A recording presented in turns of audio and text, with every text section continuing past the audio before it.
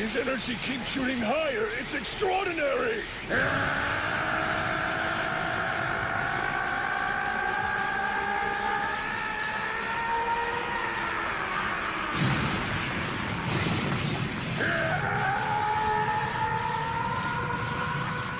It's triple, quadruple. No, it's times 10! Kaioken stop!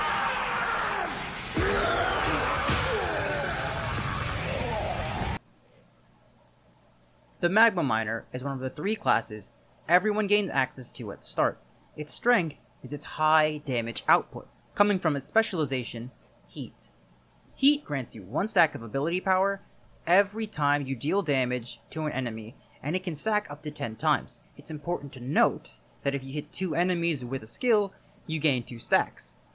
If you have 5 stacks of heat, you also gain 3 shield, which isn't much, but can really help you mitigate the damage you're taking every turn. All of this damage comes with a few caveats though. First, you lose all of your stacks if you use an ability that does no damage. Second, you always lose all of your stacks at the end of your turn, so you always start a turn without heat. And third, the Magma Miner's abilities all have a limited range. These abilities are Bonk, Leaping Strike, and Smash. Bonk is your repeatable skill that does a moderate amount of damage in a very small area with a very short range. Sometimes you can hit 2 enemies at a time with this skill, but most of the time you can't. Leaping Strike is a movement skill with a good range and a medium-sized damaging circle. You're much more likely to hit multiple enemies with this skill, but you can become stranded if you try to force it in every situation. Smash deals a large amount of damage to a single enemy at a short distance. It has a long cooldown and costs 2 will, which doesn't work well for building stacks of heat. However, it is the best payoff for having high heat stacks. So, if you can maintain high heat, you can use this skill to destroy any enemy you want. This aspect has ascensions in line with 3 different archetypes: gaining more heat, gaining quillings, and applying burn stacks. The ascensions that gain you more heat tend to be more reliable, as having high heat stacks grant you shields to mitigate damage, and your own damage to deal with the hordes of enemies. The Quillings archetype is only really good in the early game when you have time to generate enough Quillings to get the higher tier items. It's honestly my belief that this entire archetype exists just so you don't have to pick up Pilfer, since these skills do damage to generate heat, where Pilfer doesn't. Sometimes you can spawn an orb with this build, but with such a small chance to do so, I wouldn't go out of your way to get it. The burn build is a little bit more consistent than the last one.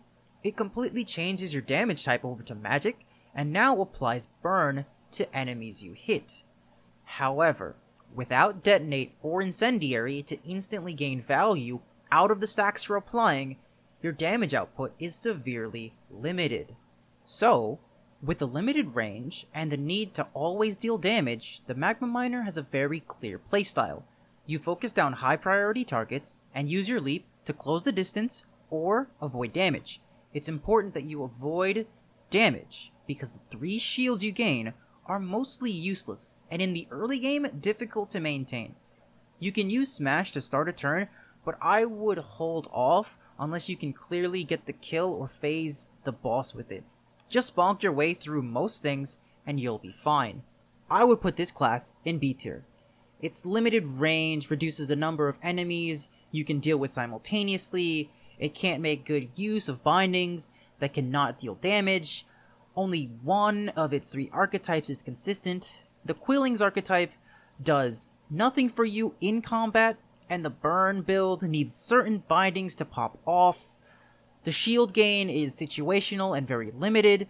Gaining 5 heat can be impossible on some turns where the orb spawns too far away or enemies are too spaced out. And sure, you have high damage output and potential, but if you can't hit your enemies, it doesn't really matter.